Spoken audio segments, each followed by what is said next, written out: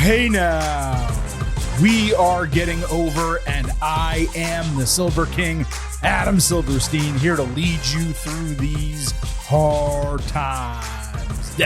With episode 613 of your favorite professional wrestling podcast. That's right, Getting Over is back once again, and it is Thursday, so you know exactly what that means. We will be breaking down everything that happened across NXT and AEW over the last week. But not only that, this will serve as your NXT Heatwave ultimate preview as the Silver King breaks down every single match on that card ahead of it airing Sunday, of course, on Peacock. So we have a loaded show for you today, not as loaded as it was originally planned to be, because Vintage Chris Vanini originally was going to join your boy to have a full discussion about the WrestleMania XL Behind the Curtain documentary, which debuted Wednesday at 7 p.m. Eastern on YouTube. Unfortunately, after watching it, there's really not that much to discuss. So we're going to give you all the entire weekend to watch it for yourselves, and we will discuss it Tuesday in our normal WWE show, which of course will be the Fallout episode as well from WWE Money in the Bank. Speaking of that show, this weekend we have two instant analysis podcasts ready for your ear holes. I should say they will be ready for your ear holes on Saturday as soon as WWE Money in the Bank goes off the air. Vintage, the Silver King, we will sit down to discuss everything that happens on that show with our signature instant analysis podcast. And then on Sunday, we will do the exact same thing for NXT Heatwave. So a 4-episode week, despite it being a holiday week. In fact, I believe this is the first ever 4th of July episode in the history of the Getting Over Wrestling podcast. So happy 4th, happy Independence Day to all of you Americans like yours truly listening to the show today. With all of that out of the way, let's get right into our short set of reminders. First, that Getting Over is all about the fire. So please head on over to Apple Podcasts and Spotify. Leave a 5-star rating on Apple. Take a little extra time. Leave a 5-star written review. If you do, we will read it live right here on the show. I do stress, though, those 5-star ratings on Spotify are super important. So if you're listening to us there, please hit that 5-star button. It literally takes just 1 second. Please also remember to follow us on Twitter at Getting Overcast for episode drops, news, analysis, highlights, all of that good stuff. You can also send in questions and comments for the show and vote in our pre- and post-show polls, both for WWE Money in the Bank and NXT Heatwave this coming weekend. Please also remember, I happen to love the number 5. and I hope you do as well, because for $5 a month or $50 for the entire year, you can become an official Getting Overhead. Just visit buymeacoffee.com/gettingover. Sign up. You will get bonus audio, instant reactions to the major television shows, and exclusive news posts on Friday. Again, that is buymeacoffee.com/gettingover. Lastly, don't forget to follow us on YouTube. I should say subscribe to us on YouTube. We are also at Getting Overcast. There, episodes get published. We also push some videos up there as well. We have one with Shawn Michaels talking about Javon Evans just from earlier this week. The Silver King had an opportunity to ask HBK a question during a media call. We also have a cool video with Seth Rollins up there that we shot, and we'll continue populating that YouTube page with unique videos, some that you've heard from the show before and some that you have not. Again, at Getting Overcast on YouTube. So look, we have a decent show today in terms of length. Also, just being completely candid with you, forgot I had to do this show. It was the 4th of July. I was getting some stuff ready for the barbecue, cleaning my master bathroom. I was doing a lot of stuff around the house. All of a sudden, I look down. It's late afternoon. I got to tape the podcast. Completely forgot about it. So we're not going to give you this long, detailed intro. We're going to get right to the meat of the show. Because this is an ultimate preview episode, we will save that for the final segment of the program. We're going to kick things off this week with AEW, then we'll go to NXT, and then, of course, we will talk NXT Heatwave, Ultimate Preview, and our pre-show expectation grades for that. As always, there are timestamps in the episode description, and I should note, some of you don't realize we put those in every show. So if it's a WWE episode on Tuesday, if it's the NXT AEW episode on Thursday, there's timestamps in the description. You can always check them out. It allows you to jump to one segment or another if you so choose, especially if you happen to be listening Sunday right before NXT Heatwave. Theoretically, you could jump right to that. As always, I hope you listen to the entire show. As I said, we're kicking off with AEW. Now, this week, in terms of the matches that had storyline relevance or reasons for happening, huge improvement. 7 out of 17 matches. That's 41% for the week. That's great. And one of the reasons why that was the case is Rampage and Collision, instead of having almost 0, had like 3 of 12 for the go home. And then the Dynamite coming out of Forbidden Door, 4 of 5 matches had legitimate relevance and direct storytelling. And it is not that frequent that AEW comes out of a show like that with a storyline heavy episode of television. That's what they accomplished on Dynamite. And you will see a lot of people praising Dynamite from Wednesday. In fact, I'm going to be one of them. It's possible it was the best show of the year. AEW's best individual television show of the year, if not top 2, top 3, without a question. Why? Not only was there high quality wrestling, those matches had storylines within them, and there was constant storytelling throughout the entire episode. This shit is not hard. You just have to give people a little bit more of what they want and not just book for the fans who only want to see quote unquote dream matches and random matchmaking. Okay. Put a little bit more storytelling effort into it and your fans are going to respond to you. And I think that's what AEW is seeing coming out of Dynamite on Wednesday. I truly hope it does continue. The one criticism I had for the show, they didn't have Swerve Strickland on Dynamite. The guy just successfully defended the title in the main event of Forbidden Door. His competitor, the guy he beat, knocked him for a loop in that main event, was not only on Dynamite, successfully defended his title in the main event. And Swerve isn't even on the show. It's the same thing when they didn't have MJF booked for the Dynamite after Double or Nothing. These are unforced errors. Like, why are you doing these? It just does not make any sense, and it was immensely frustrating. All right, let's get into everything that happened this week that we did not already cover, of course, on the Forbidden Door instant analysis. I'll also note I did go over Forbidden Door, all the matches, just to see if I had any adjusted grades or anything like that. I didn't. I think I nailed the grades for all the matches. So we're just going to kind of move on here with everything that happened on Dynamite, plus some stragglers from Collision and Rampage. On Collision, Daniel Garcia beat the Butcher in 9 minutes. Finally, an opponent that actually had minuscule value. It's unfortunate that AEW didn't even give Garcia a legit final opponent to build him as a quality challenger for Ospreay. Garcia raised his hand after the bell. They're both from Buffalo. Whatever. On Dynamite, the show opened with Garcia being called the new backbone of AEW. He cut a nice promo about respecting Ospreay, but he put it on his mother's life that he wouldn't lose. MJF came in giving him props and offered to be in his corner, which Garcia and Matt Menard both accepted with handshakes. Zero hesitation to MJF offering to be in their corner. Just think about that. Don Callis approached Ospreay, who was hanging with Kyle Fletcher backstage. Ospreay said the loss wasn't Callis' fault.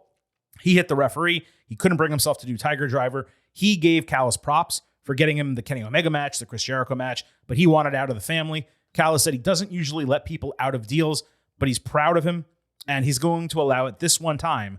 But one day, because he's doing Ospreay this favor, he's going to ask for a favor in return. Then they hugged. He made a face. Fletcher left alongside him because he's no longer in Ospreay's corner since he's not part of the family. Now, Garcia putting the outcome of this match on his mother's life, even if the plan was for him to win the title, it just felt completely unnecessary. Other than that, the opening segment was strong. I did wonder why any babyface would willingly and easily trust MJF, given not only what happened with Adam Cole, but his entire history in the company and his return promo to AEW, where he talked about learning a lesson about trying to have friends and promising never to do it again. Ospreay with Callis, I thought that delivered too, though obviously we as a viewer had an inkling it may not go as smoothly as Callis has made it sound. The idea of babyface Ospreay agreeing to owe Callis a favor makes me think it's probably going to be something like kind of boring. Like Konosuke Takeshita comes back from doing the G1. Callis wants him to get a title match. But I would love it if it was something way more heelish and dastardly. Like he wants Ospreay to go take out a babyface for some reason. Wants him to attack Orange Cassidy. We'll see when the time comes, but I'd like it if it was something a little bit meatier. Let's move to the main event. International Championship on the line. Ospreay defending against Garcia. We were told, don't worry, there's going to be an overrun because there always is a freaking overrun. Ospreay gave Garcia a free shot midway through the match. Instead of taking it, He humped his head 4 times with his crotch. Where the best wrestle. After taking a Spanish fly-style move, Garcia hit Deadeye. Ospreay did a powerbomb pickup into a Styles Clash for a flashy sequence. Garcia caught an Ozcutter, hit a pile driver. MJF handed Garcia the Dynamite Diamond Ring, which he twice allowed to distract him, but he gave it back to MJF. Then he immediately, as soon as he did that, ate a hidden blade for the Ospreay retention. MJF's response to getting the ring back before that finisher was acceptance and not anger. That's the way he was acting. Garcia cried in the corner. He got consoled by Ospreay. We were supposed to hear what he was saying off mic. The camera was not close enough. We didn't pick it up. MJF watched from the apron, and then he entered as Will left. MJF took responsibility, telling Garcia it was on him, and the fans still love him. He raised his arm, hugged him, and then he kicked him in the balls. He also spit on Garcia and punched both him and Menard with the ring. Garcia and Menard obviously bladed. MJF grabbed Garcia by the neck, asking if that was restoring the feeling. Thank you! I just loved that he shit on that line. MJF hit a second rope tombstone pile driver to end it as referees and officials swarmed the ring with Christopher Daniels yelling at him. Ospreay eventually ran down with MJF dipping. I have no idea why it took Ospreay so long. Garcia got the shit kicked out of him. I have no idea why not a single other babyface in the entire company, this guy's the backbone of AEW, no one, other than Matt Menard, I guess, who was there, I think, had any desire to help this kid getting brutalized by MJF. Then as MJF walked out, he got into it with a couple fans in a major way. Garcia got boarded by medics. CD told Ospreay he would handle it. And the overrun, I think it went 12, 13 minutes. It was a relatively well done, but immensely telegraphed and obvious heel turn. If you paid attention to anything MJF had said since returning, the second he started supporting Garcia, but especially at the start of Dynamite, it was blatantly obvious what was coming. Sometimes predictable things are good, though. And this was mostly good. The match was quality, B plus, 3.5, 3.75 stars, something in that range. The finish was almost identical to Ospreay's swerve a few nights earlier, obviously with no false finishes. They needed to be more creative in one of the two cases at least. But based on this booking, Garcia is going to be a massive babyface for this audience when he returns. Maybe he will actually be allowed to beat talent of value the next time they build him up after that absolutely dreadful lineup for his 8 wins, as we've discussed over the last few weeks. For me, I thought MJF was far more interesting as a tweener than a full-on heel, which is a role he's basically played for 4 years up until the Cole storyline. There was also some real obvious counter booking here because MJF is going to open Collision on Saturday, going head-to-head with WWE Money in the Bank. So the idea was to do a big angle here, leading people to tune in Saturday, and that's fine. It's just the business. But it is hypocritical if you think about the past and all the times Tony Khan cried about counter booking. MJF is great as a diabolical heel, though, and he was excellent doing his part. And as Chef Aaron at IT Guy 26 wrote in, I already kind of mentioned it, but this did a lot to get Garcia even more over as a babyface. The question's going to be, how do they book him when he comes back? You put him against MJF. Is he really going to beat MJF? I don't see that happening. If he does, then that's enormous. But we'll have to, judge it once it actually happens. Opening Dynamite, outside of that backstage segment, Bryan Danielson fought Pac in an Owens semifinal, I believe it was. This was the first match of the night. Bryan sold numbness in his arm. Pac focused on the head. Danielson escaped Brutalizer early with the ropes. There were some excellent exchanges and sequences here. Pac had a great and safely executed avalanche brainbuster from the top rope. Danielson avoided Black Arrow, hit Bazaiku knee with a delayed cover. Pac countered that into Brutalizer, countered it into a pinning combination. A label lock countered into 2 more pinning combinations, and Bryan ultimately won with a crucifix. Danielson's arm was being checked after the bell by trainers. Perfect TV opener. High-quality match with a story arc, the right winner. The loser got protected despite being beaten clean. This is AEW at its best. Not that every match can be of this level, but it doesn't take much to get the viewer invested beyond just telling us 2 great wrestlers are doing their jobs and, oh my God, this match is amazing. Wish I had more analysis for it, but it was really cut and dry. Danielson was always the expected winner, given he's one of 2 favorites in the men's Owen. 4 stars, A- for the match. Now, during that Danielson match, commentary told us we would learn the first member of Team AEW for Blood and Guts. And I was kind of floored because while I vaguely remembered the event being called for by the Young Bucks, and I think before that even happened, FTR said, we want to continue fighting for AEW before, admitting that Dax Harwood was injured and unable to compete, and therefore they're out of action. I don't recall this being a situation where Tony Khan or Christopher Daniels agreed, like, yes, we are going to have this match, and yes, we will have 5 people representing Team AEW. The only thing I remembered, listener Champ Watson at main_84 on Twitter helped me remember this, was the Elite asking Swerve Strickland to be on their team and getting denied. And then it basically just got dropped through Forbidden Door until this random announcement on Wednesday. So Mark Briscoe comes out, cuts a promo, TBS bleeps shit and ass, which, really? Like, that didn't make a shred of sense for them to bleep those words, given everything else they let through on Wednesday, and also all the things that they've said on AEW in the past. Why can't you say shit or ass on cable television? This isn't WWE TVPG. Like, that was so strange. Anyway, he declared himself part of Team AEW. Jack Perry came out of the crowd, hit him from behind with the TNT title. Kyle O'Reilly saves, so Kazuchika Okada hit him with Rainmaker. The Bucks celebrated. They hit Briscoe with a BTE trigger. Acclaimed ran them off. That was after the damage was done. I thought it was a really weak segment overall. Briscoe is a perfect person to be in a match like this. Basically the Darby Allin, do crazy shit no matter what role.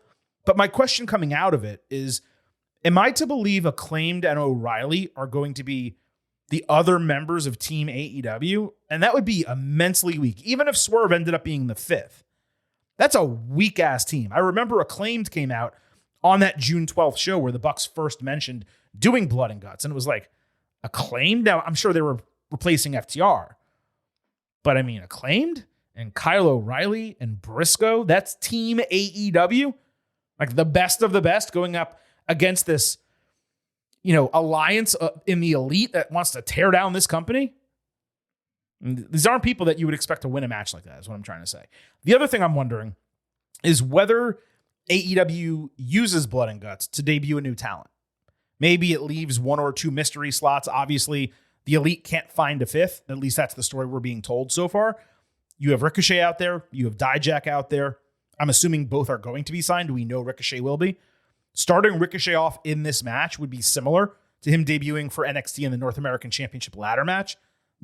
But the thing is, if he sided with the Elite, that would be cool.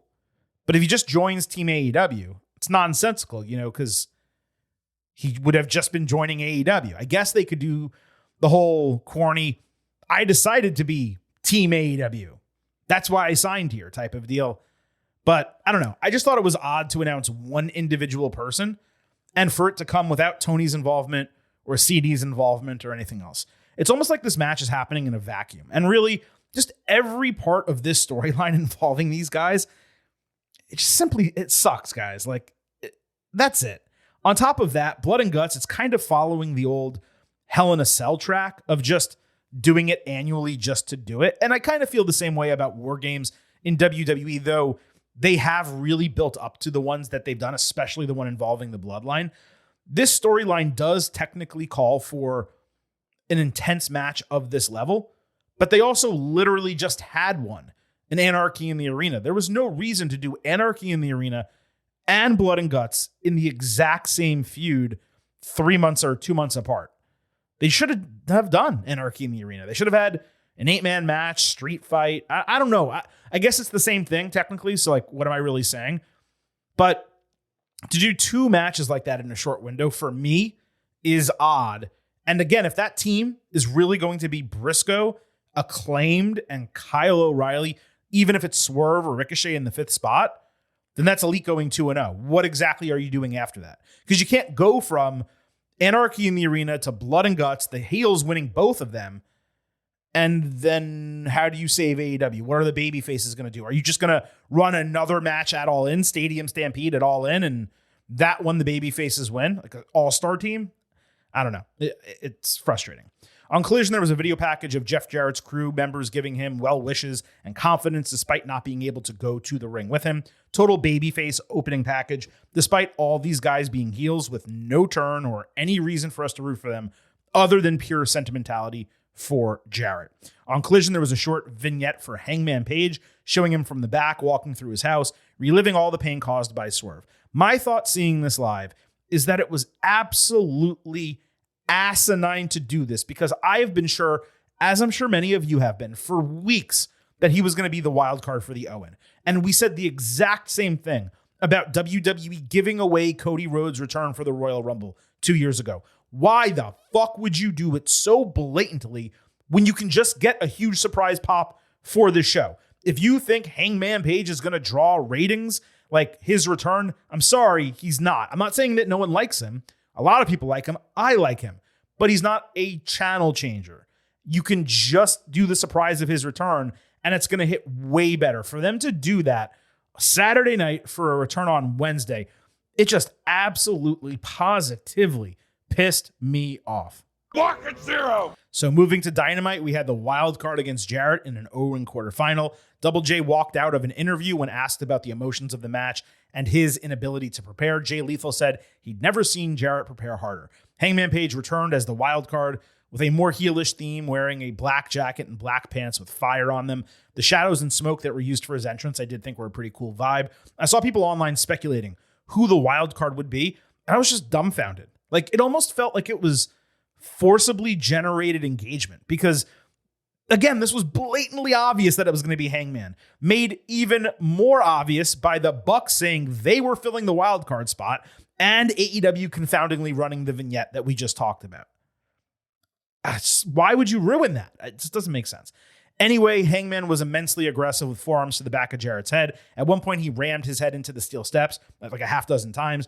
Double J somehow came back and hit the stroke on the ring apron. Hangman hit Deadeye, so fans chanted Swerve's house. Jarrett stopped Buckshot Lariat and put it in a sharpshooter, but Page escaped it, hit Buckshot, and instead of going for the pin, he punched Jarrett in the head and hit a bonus Deadeye for the win. The Bucks then found Hangman backstage, expecting appreciation for bringing him back, wanting him to be their fifth for Blood and Guts. Hangman grabbed Nick by the jacket, saying he's not a puppet and he's not playing their games. He's in the Owen and he's going to win the Owen. Actually, I think he grabbed Matt by the jacket, now that I think about it. This was a well-told match story with Hangman's aggression, Jarrett never giving up because it meant so much to him. That said, I'm not sure I agree with the decision to combine Hangman's heel return with the sentimentality of the Jarrett angle in the first round. It lessened both of them. What I would have done is bring Hangman back against a legitimately over babyface. For example, a Mark Briscoe, just as one person, right? Let him destroy that dude. Now that I think about it, Briscoe would be a bad option because he's ROH champion, but I think you understand the type of person I'm talking about. Let him absolutely destroy that babyface with his aggression, heel antics. Let him win that match in 5 minutes. Then you have Jarrett get a surprise win in his quarterfinal, so the Cinderella story gets some juice. You have him beat a legit heel. Now he's actually a babyface. People actually want to root for him. You have fan engagement. You're doing another video package telling his story, and then Hangman beats him in the semifinal. In this match, Jarrett was not a real babyface, and therefore the aggression of Page wasn't received as negatively as it should have been. Again, both worked well on their own, but it would have been far better to separate them out and go a bit longer term with the storytelling. The backstage segment actually surprised me a little bit. I assumed maybe not that he would be thankful, but that he would at least acknowledge still being part of the elite, given he was suspended and not excommunicated like Kenny Omega. It was obvious before he returned, but even more so now. It's going to be Danielson against Hangman in the Owen final, and really, it could go either way at that point. The only actual criticism I had on this was Hangman's acting backstage. It was super forced. He did not come across as a believable, legitimate heel. He previously worked well, I think, as a tweener asshole, but just being a straight bad guy, I don't know if it'll play. And maybe it will. We'll see. I also forgot going Deadeye as the heel finish. Way better than Buckshot Lariat because it's a babyface finish. So that was a good decision as well. On Dynamite, Willow Nightingale fought Chris Statlander in an Owen semifinal. Willow backstage talked about looking on the bright side while living in a world filled with pain and suffering. Her new catchphrase is "Smile Anyway," which sounds corny, except it's kind of perfect for Willow, especially the way she kind of explained it with gusto. Stat met Willow on stage for a brawl with Stat getting her ass pounced down the ramp in a great spot. She also took a cannonball ringside and came back with a scissor kick. Willow countered Stat's finisher into a pinning sequence before Stat hit a really damn impressive F5. The problem with that is she didn't sell it. She didn't sell the difficulty of lifting Willow, which is legitimately difficult. Had she done so, that move would have gotten a huge reaction. Instead, they did it and fans clapped and they just moved on. That should have been a moment in the match, and it wasn't, because I'm not saying that Stat's an unpolished wrestler, but a more polished wrestler would have known to do that. Willow avoided use of a random chain placed under the turnbuckles by Stokely Hathaway, and then she rolled up Stat for the win. This was hot. It really disappointed in the finish, ending with like a simple roll-up, attempted use of a foreign object. Stat was not in a position where she was about to lose and needed the help. It just made her look stupid. Willow was the right winner given her momentum, and the idea of Stat probably costing her the next match to continue their feud. This is one of AEW's few well-told stories between the two of them, so maybe they purposefully held back here because they know that there's at least one, if not two more matches coming. I'm at 3.5 stars and a B. Now, going back to the pre-match promos, I know I've said this a few times now. Willow may well be my favorite wrestler in AEW, full stop. She's definitely my favorite women's wrestler. That's not even a question. She's great in the ring, full of personality, completely believable, and I could even see her working as a heel one day if necessary. Absolutely everything you could want in a pro wrestler. That is Willow Nightingale. On Dynamite, Britt Baker came out with some light welcome back chants. She explained she had a couple of herniated discs and a torn hip labrum, but revealed the real reason she was gone for 10 months is because she suffered a mini stroke. Baker said going through her shit, this was not bleeped, her saying shit, even though it was bleeped for Briscoe earlier, has her feeling even better on the other side. And her motivation to return was to be elite again. Then she turned on the character, angry that there's a new face of All Elite Wrestling calling herself CEO, a title she didn't work hard to earn like Britt did DMD. Baker took a shot at Mercedes Moné, piping those chants into her entrance music. Then Mercedes pulled up in an SUV and was met outside by the Bucks. So now she's officially heel, which she should have been all along, but she wasn't, even though she put herself alongside Rosa Parks in a video package. Staffers started filling the ring with balloons and posters of Monet as Baker was still standing there. Mercedes talked about stealing spotlight, and she got shut the fuck up chants, calling herself a real star. Britt said all in, referring to the show and being the first female AEW signee. She said Mercedes looked like a broken bitch with a broken leg sitting in the stands at that show. Good line. Mercedes shoved her in the face, saying she's never broke, she stays rich. Decent line. They said bitch like 4 times total, and I guess they kind of made the match for All In. I'm not going to judge a promo when someone is telling their real life story. What I will say is that you could feel the legitimacy of everything Britt said. Disappointing, at least to a point, was the crowd's reaction in certain parts of it. She like set them up and then would pause and wanted a big chant, and they just didn't really respond. The transition with Mercedes Celebration getting set up while Britt was still in the ring, that was a really smart way to generate heel heat. Britt obviously outshined Mercedes as a promo, but she was in such a happy to be back mode that we didn't even get the full-on version of Baker that can really hit hard on the mic. That said, there's so much time until All In that there was really no reason to give it all away here. I would call this a successful setup for their match, a nice return for Baker. Her part could have been received better. What didn't work at all, another part of their storyline that reeked of inconsistency, was Mercedes being cozy with the Bucks. She has been up Tony Khan's ass since the moment she signed with AEW, including in interviews all week long, the press conference after the show. She did an interview after Forbidden Door where she said Tony Khan called her the greatest women's wrestler of all time. And then like 12 hours later, she's now aligned with the Young Bucks because she's a heel now out of pure convenience. Like, hopefully this storyline doesn't get harmed with the Team AEW versus the Elite bullshit. Let's keep that separate, please. I believe this argument went back to back with Willow Stat. And while not that much developed with Toni Storm later in the show, the fact that AEW has 3 concurrent quality women's storylines running, that is a huge improvement. It also felt like the most TV time the women probably got in a singular show in a long time. It obviously took Mercedes and Britt returning for that to happen, but that's still a step in the right direction nonetheless. On Dynamite, Chris Jericho came out with security, which surrounded Taz on commentary. He said Hook broke the cardinal rule of professional wrestling by using someone else's finisher without permission, and that doesn't work for me, brother. He gave Taz shit over cheering for his son, saying he was biased and a mark, and then he revealed the Bucks gave him an executive order to replace Taz on commentary for the remainder of the show, so he had to leave the arena. So the Bucks get to control whatever they want, whenever they want, no matter the show. Tony Khan's back, but they can overrule him and issue executive order. Like, Off! is a direction you can fuck. I hate the storyline so much. I'm sorry, you guys. I've been praising AEW all show. I hate this storyline. I mean, does every heel automatically align with the Bucks? It's just... Anyway, this was decently well done. It was one of the best uses of Jericho in this new gimmick. And then it kind of ended, and we had a match that came after it. Samoa Joe, Hook, and Katsuyori Shibata against Cage of Agony. The heels went to do a triple stereo suplex, only for the faces to counter them simultaneously into submissions for a tap-out victory. AEW had spent a month building Cage of Agony into a legitimate trio, and then just had them get beaten pathetically in a match without a story. The rest of Learning Tree attacked after the bell. Brian Keith snapped Shibata's arm inside a chair. Jericho punched Hook in the head with a brass knuckle, and Bill chokeslammed him through a table. A trainer was later sent tending to Hook, and Learning Tree attacked him again backstage, with Jericho bringing back the stupid fireball magic shit. It sounded like go-away heat from the crowd. I moderately enjoyed parts of this, but man, after that opener, everything fell apart. Typical heel tactics, sure. More than anything, the ability for Jericho and Joe to lead an interesting story is generally high, but the fireball was such an effing eye roll. Come on, Oos. It's a joke, right? It's a joke, Oos. You ripping me? I understand that's like supposed to be the point. We're supposed to think Jericho's corny and dislike everything he does.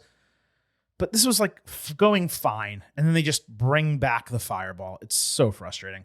On Collision, Christian Cage with the Patriarchy said he's carried AEW on his back for the last year, and he reiterated their goal to win the trios titles. Jay White fronted Bang Bang Gang, interrupting by saying Christian embarrassed his family by saying, "I quit." So pretty strong confrontation backstage, but strange given it's heel group versus heel group. Then there's the ongoing House of Black storyline, which is a third set of heels. I thought maybe they were going to set up a trios tournament or a multi-team match because you have the Learning Tree, you have the Samoa Joe fronted trio, but they're kind of operating in their own silos. I'm not sure what's going on here. On Collision, Hikaru Shida fought Deonna Purrazzo in an quarterfinal. On Rampage, Purrazzo sarcastically asked in an interview what Shida has done lately while she's been dominating AEW. Tournament matches don't need build. I appreciated, though, the extra effort here, unlike in most cases. Shida sold an arm injury, but hit a Falcon Arrow and Katana for the win. Nice match. Probably the right winner, given Shida's more over than Purrazzo, despite not being on TV as much. Purrazzo attacked after the bell with Thunder Rosa saving, and their feud is continuing. On Dynamite, Toni Storm told Mariah May that Hikaru Shida, who's May's opponent in her next Owen match, is dangerous, so she should digest Thunder and defecate Lightning. Then she held her against her breast again. Quite a follow-up from that pay-per-view. No. On Collision, Serena D beat a jobber in 75 seconds, then cut another awful promo. I don't understand why she's getting so much mic time. She dropped "We're the best wrestle" and demanded a better opponent. That led to the return of Rio, who seems to make as many returns these days as Roman Reigns, except she's on TV even less than he is. They stood off, nothing happened. Decent pop for Rio. And lastly, on Rampage, Queen Aminata beat Sky Blue in 10 minutes. This was the main event. Sky's first match in a month and third straight loss. Remember when she was briefly pushed? Aminata's first AEW match since February. No reason for the match happening, of course. Blue attacked Aminata after the bell, so Red Velvet saved. This was basically a Ring of Honor storyline, main eventing Rampage.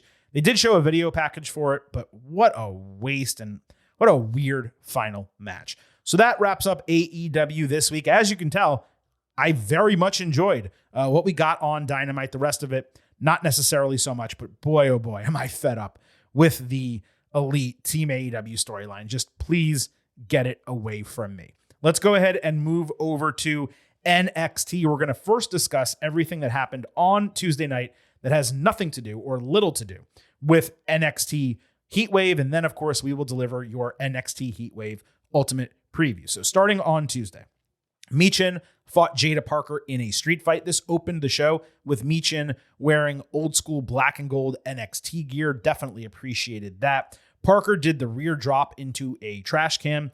Michin put Parker in a chair for a tope suicida, but she did a crash and burn header right into the chair. This was a Shotzi tribute, as she did this on the Independents all the time. Parker then tried Hypnotic, which is the new name of her hip attack. Excellent freaking name. See, it is not that hard to name maneuvers. She did that into the barricade, only to miss and drive herself through the barrier. Michin stacked chairs and dumped out a bag of metal nuts, only for Parker to backdrop her onto it. Parker got worn out with a kendo stick and covered it in a trash can for a cannonball. She used a fire extinguisher to blind Michin, and then she hip attacked her through the breakaway bottom of the crow's nest. But Michin was not centered, so her own hip banged into the stationary part.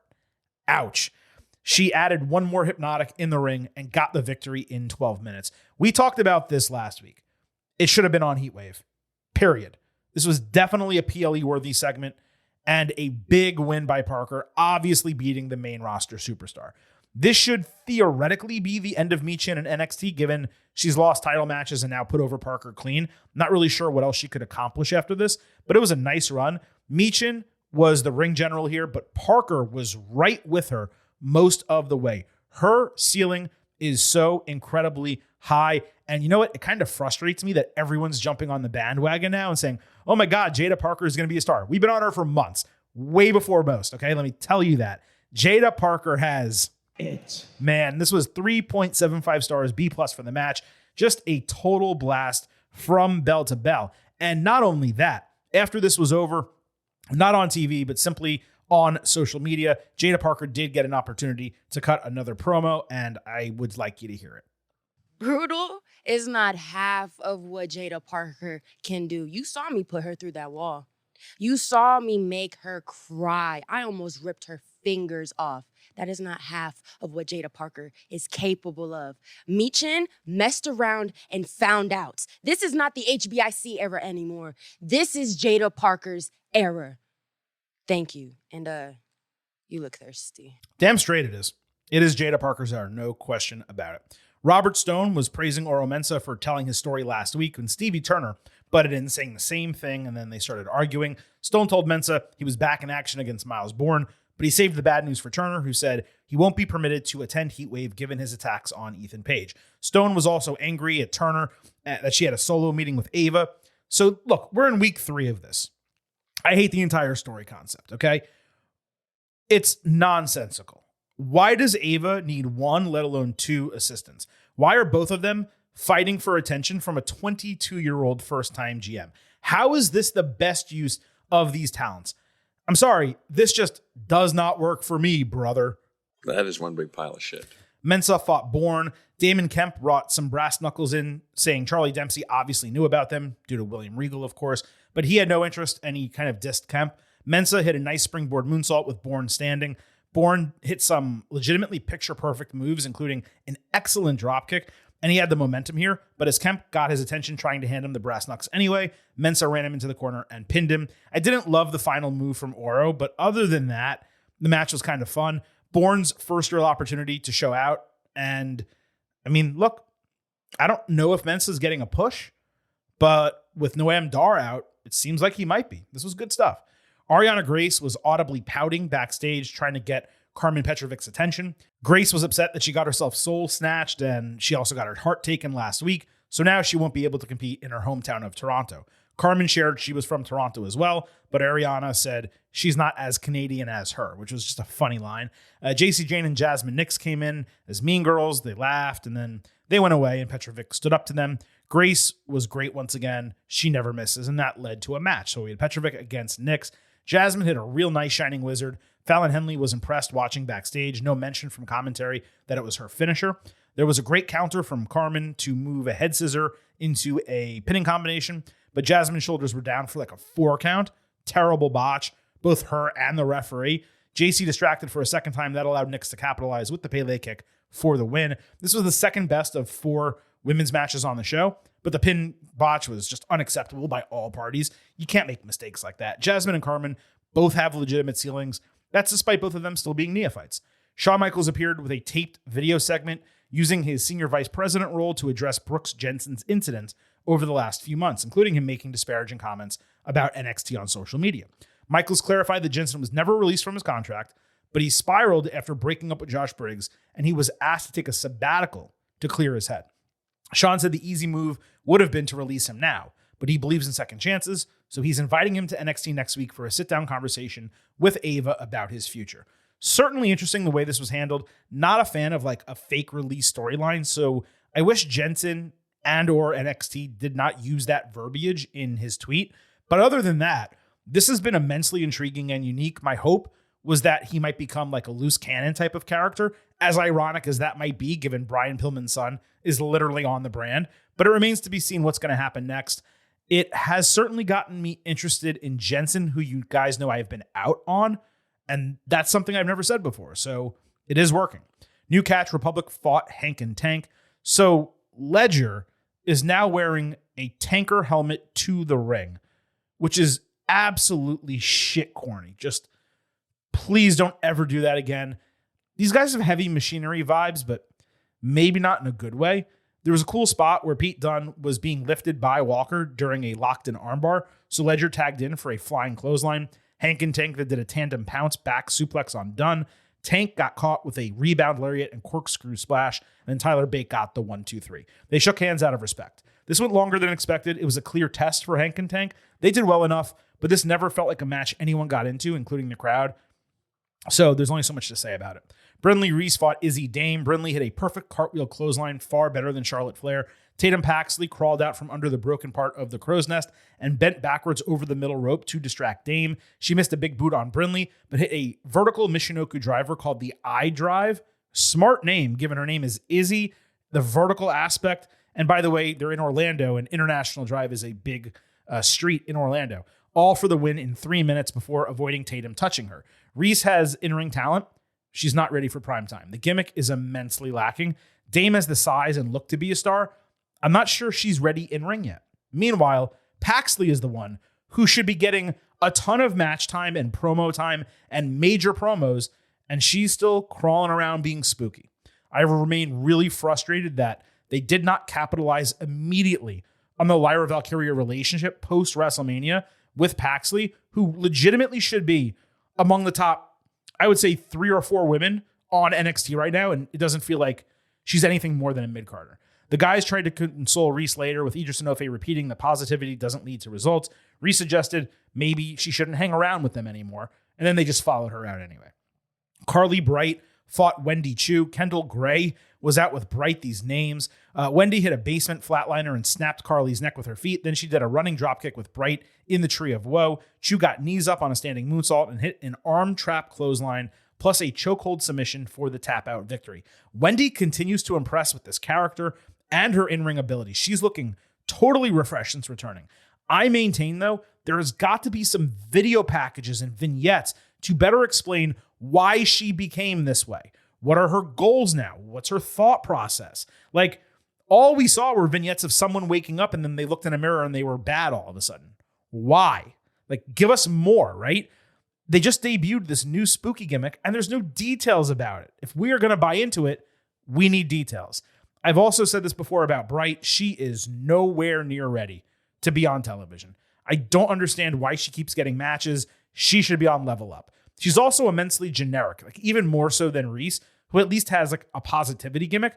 Carly is just former gymnast with a friend. And guess who else is former gymnast with a friend? Kalani Jordan. So it's the same. We don't know zero about her outside of that she was a former gymnast. The look isn't good. The name is terrible. It's just totally generic. It's really frustrating. I'm glad Wendy is getting TV time. I'd rather see her fight people who matter. Eddie Thorpe got a vignette showing him spinning at a club as a DJ on the side. Lexus King walked into the kitchen saying Thorpe should be ashamed of himself for playing EDM when metal hair bands like Whitesnake could be played and the ladies love them more. Thorpe told him to open his mind and ears to learn something new. I kind of got to agree with Lexus here. EDM is kind of shit. I mean, if you're going to DJ and play rap, like, I'm down, but I don't know. I'm not a hairband guy, but between the two, I'd rather listen to Whitesnake than EDM. I'm just saying. This was a random ass interaction, and it was also a random ass character addition for Thorpe, who I don't think had ever before given any indication that he was into music or EDM. Now, it's certainly better for him to have an additional layer besides simply being the Native American guy who's doing it for his culture. But the presentation of this was odd, and the shot of him DJing was just so freaking fake.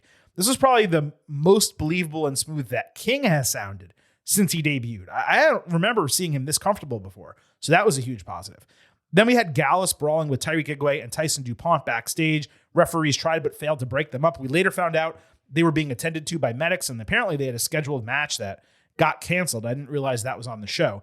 The Good Brothers also commandeered a camera. They talked shit to Out the Mud, wanting to fight them next week. And besides that, we didn't get anything else from either of these. So folks, that brings us to the NXT Heatwave Ultimate Preview. There are actually 6 matches on this card. So let's just clarify that.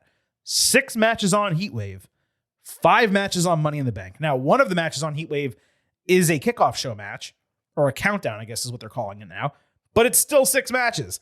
And again, there's only 5 for Money in the Bank. It's just kind of ridiculous. The countdown show match, whatever we're going to call it now, is going to be Petrovic and Grace against Jane and Nyx. Just before NXT ended, Petrovic stormed into Ava's office angry about the interference in the match that we talked about. Ava was prepared to give her a match with a friend, so Carmen assumed it was Natalya. She got really excited, except she obviously learned it was Grace instead. Ariana annoyingly came in, and she was excited about it, and Carmen was simply annoyed. Now, in terms of a prediction, because I did forget to let you know that when we do our ultimate previews, if you're a first-time listener, we break down every match, we predict every match, and then we talk about potential storylines going forward, and at the end, we will give you a pre-show grade for the entirety of NXT Heatwave. Anyway, for a prediction, look, Jane and Nyx are an actual team. Petrovic and Grace are not. They're clearly both getting this match because they're from Toronto. I have zero problem with that, but it also makes the prediction super easy. Jane and Nyx get the win, continue their heel run. Fallon Henley not being involved here is interesting since she's been siding with them. I would love it if, with Fallon, like she tries to be their friend, and then Jace is just like, F you, they attack her, and then Fallon's babyface again. Because they got to figure out a way to make her face, because it makes no sense for her to be a heel. And I just don't exactly know what they're doing with that entire deal. All right, Tag Team Championship. Nathan Frazier and Axiom defending against Chase U. On NXT Tuesday, Chase U was in session doing a lesson on WWE in Toronto. Duke Hudson and Ridge Holland were whispering, with Duke admitting they didn't win clean, and then he handed over the photos. Andre Chase was disappointed that Ridge cheated. Riley Osborne did I told you so, and Holland said he only cheated to help them win so he could be part of the group. Chase said they all make mistakes, but as punishment, Holland needs to stay behind and not attend Heatwave. I missed these segments, and I'm so glad that we got one here. It's always interesting when Chase U challenges for a title because that group holding gold seems to be unnecessary.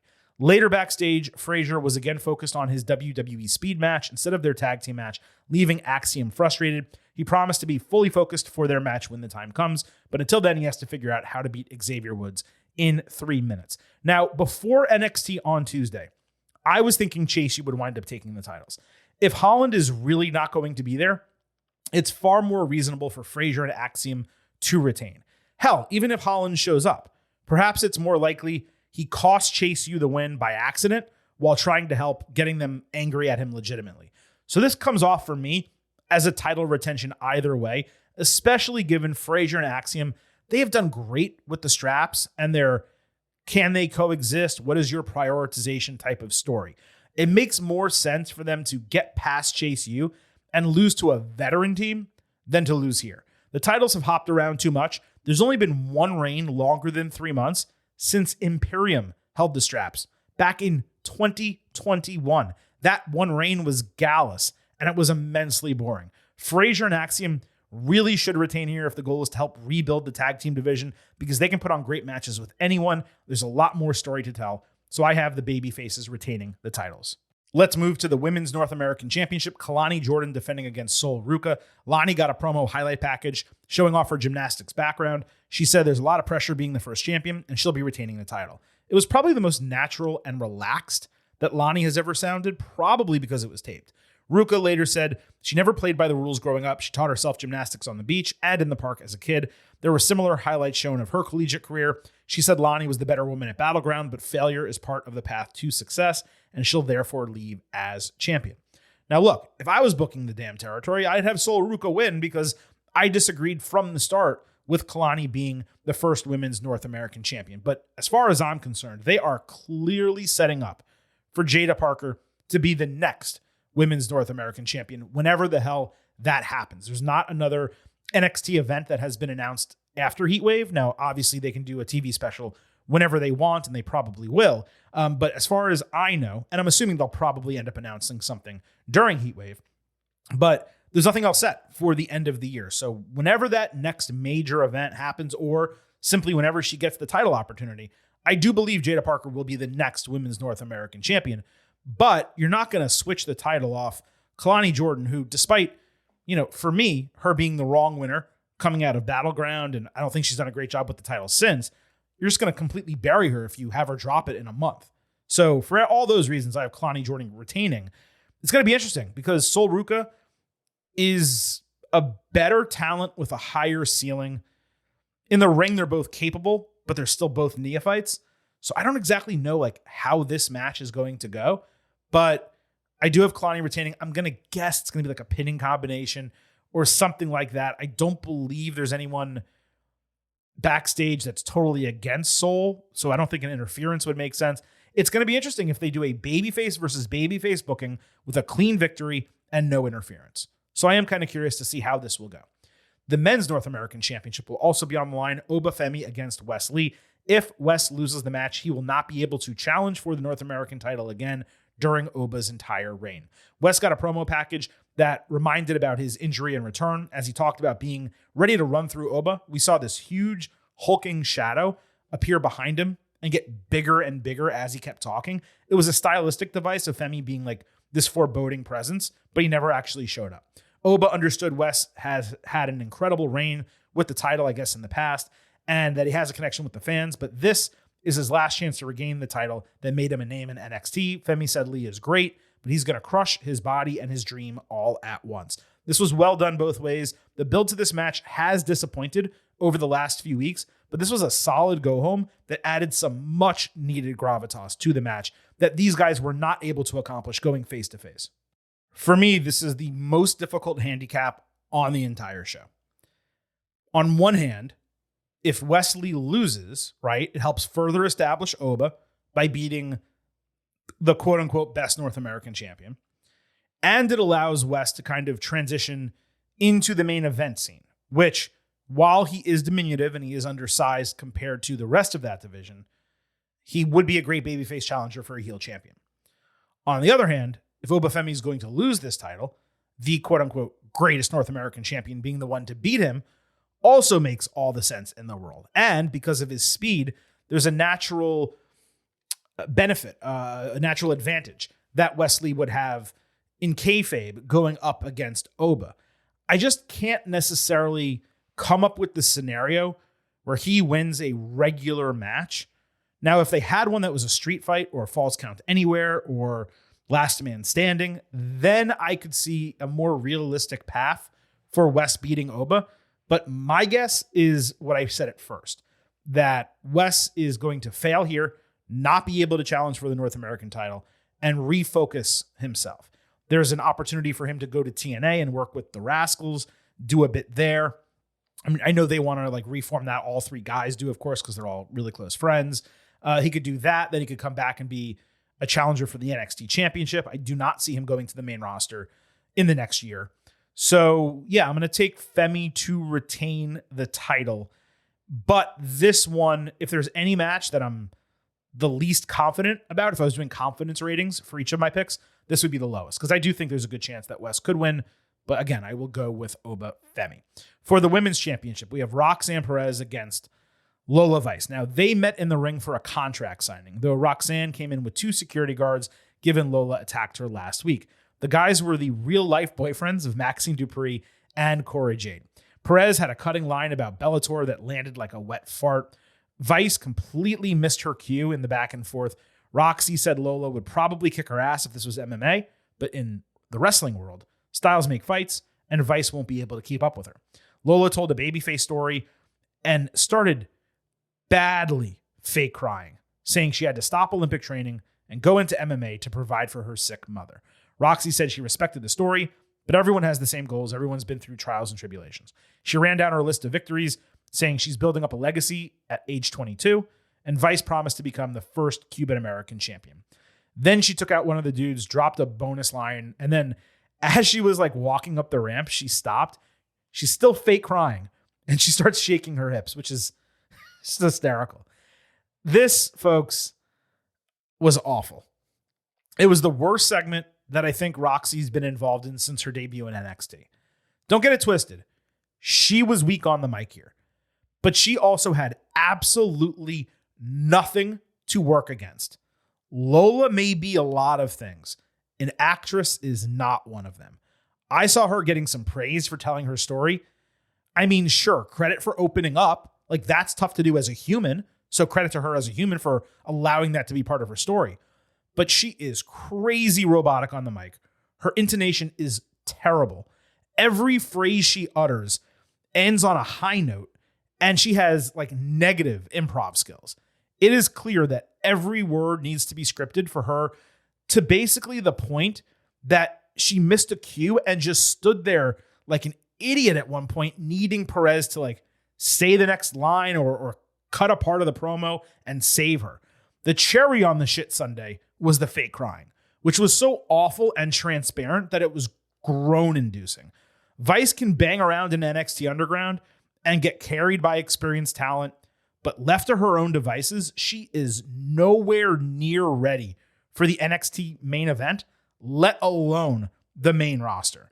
I'm talking at least 18 months of development is still needed here. And honestly, I don't know if she's going to make it ultimately. I'm just being honest. Like, Shayna Baszler, who people, not me, other people call boring, has 10 times as much going for her as Lola Vice. Again, Lola is talented. She's clearly attractive. She has good striking, and she sells pretty well too. But the package that is needed to be a WWE superstar is just not there. She has a lot of work to do. This was super rough. I'm not going to give it a sound drop because, this was well-intentioned by both of them. And again, just like I said with Britt Baker earlier, like, Lola opened up, and I give her a lot of credit for that. But this was not just the worst part of NXT on Tuesday. This was one of the worst segments of the entire year in NXT. Anyway, in terms of the match, there's no way Roxanne Perez is dropping the title of Lola Vice. It's great that she beat Baszler. It's great that she beat, I think, Natalya. She got a little push. She got a chance in the main event. That's cool.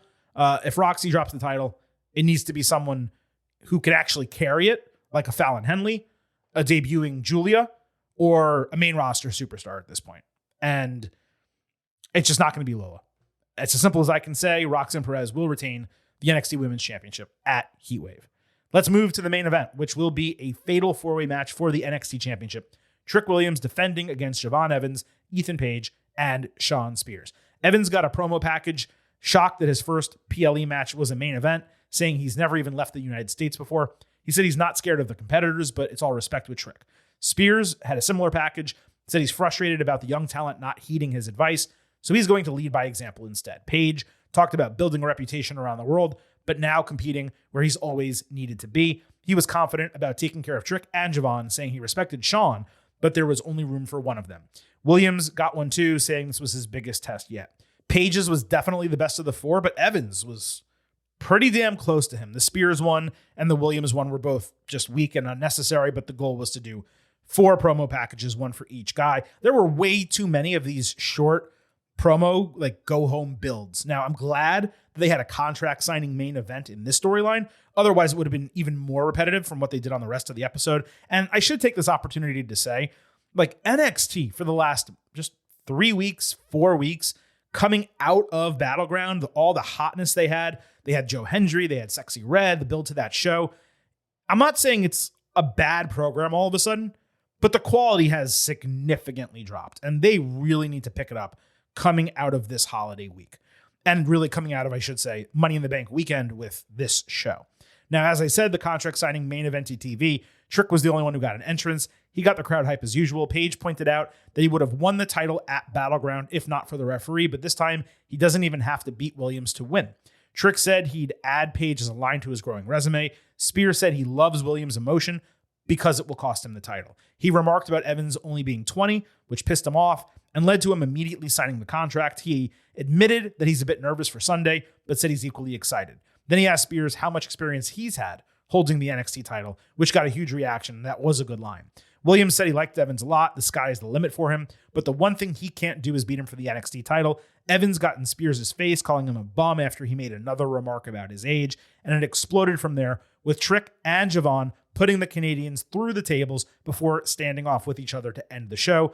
A contract signing talking segment with 4 people is tough, But I would say they executed this pretty well, at least as well as they could, especially given Trick and Javon are relatively inexperienced, the latter more so even than the former. Evans was already better on the mic here than we've heard previously. As I've said a few weeks ago, it's all going to come in time for him. Still need to slow down and take a breath from time to time, work on his clarity a little bit. Words need to land and have impact. The goal is not to rush through a promo. I would say he did that 50% of the time. You got to get to 100%. He's got a long ass time to go. He'll be fine. Just the point I'm making from this segment. Now, this is not as tough of a handicap as the Men's North American Championship. But since it's a multi-man match, we can use process of elimination. You guys know we always do that here on the show.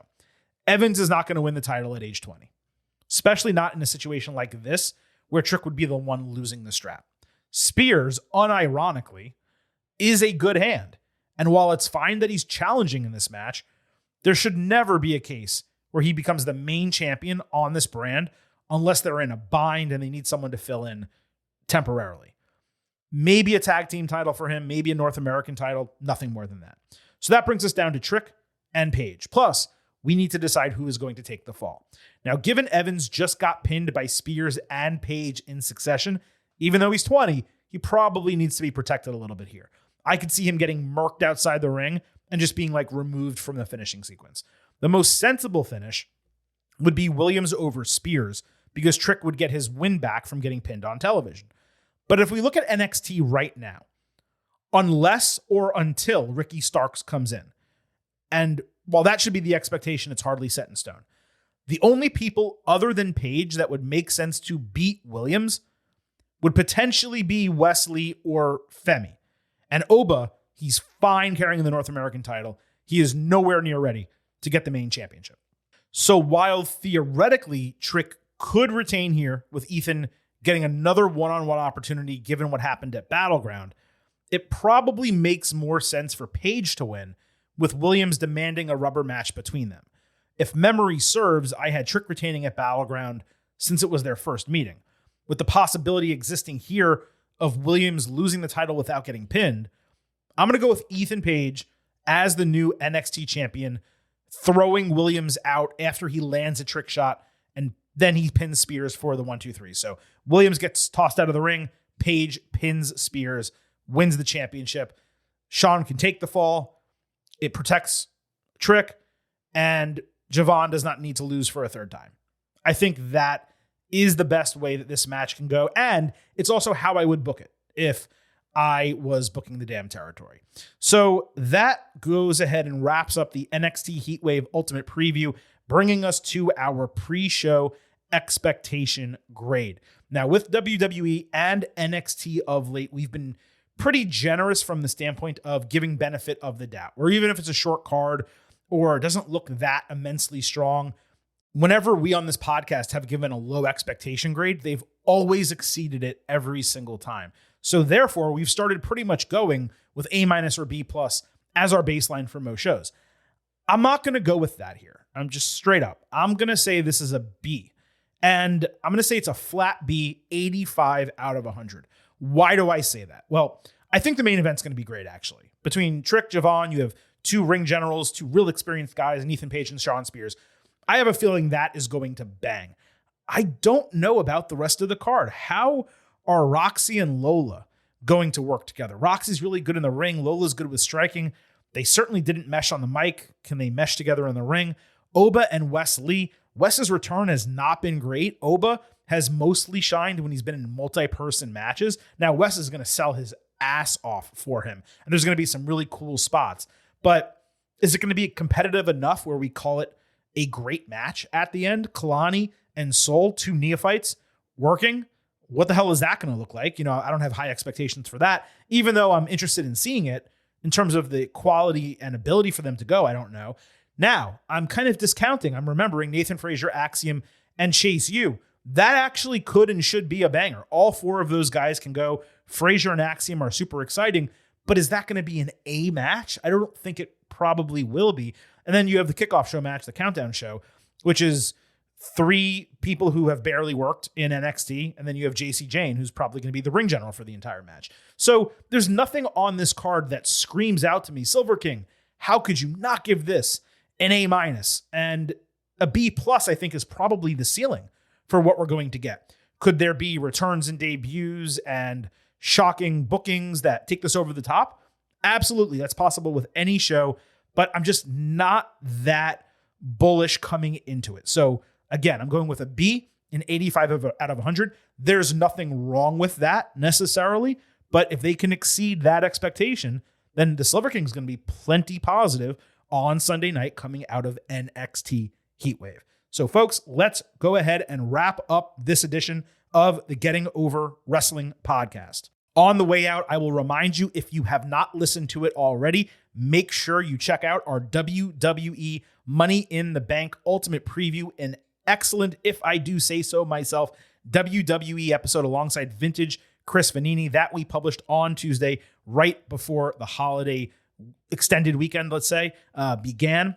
Of course, we will be back this weekend with WWE Money in the Bank Instant Analysis Saturday night and NXT Heatwave Instant Analysis on Sunday night. And of course, next week, back to our normal schedule, WWE on Tuesday and NXT and AEW on Thursday. I appreciate all of you listening to today's show. On the way out, allow me to hit you with some reminders. First, that the Getting Over Wrestling podcast It's all about Defy. So head over to Apple Podcasts and Spotify, leave a 5-star rating. On Apple, take a little extra time, leave a 5-star written review. If you do, we will read it right here on the show. Please also remember to follow us on Twitter and YouTube at Getting Overcast on Twitter. You will get news, analysis, highlights, episode drops, all of that good stuff. You can also send in questions and comments for the show, and you can vote in our pre and post show polls around Money in the Bank and Heatwave this weekend. And please also remember, I happen to love the number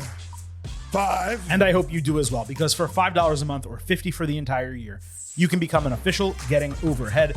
Just visit buymeacoffee.com/gettingover. Sign up. You will get bonus audio, instant reactions to the major television shows, and exclusive news posts on Fridays. Again, that is buymeacoffee.com/gettingover. I hope all of you have enjoyed your July 4th. This is a 4-episode week here on the Getting Over Wrestling podcast. So we are just halfway through entering the weekend, folks. This is the Silver King, Adam Silverstein, signing off and leaving you with just 3 final words. Bye for now.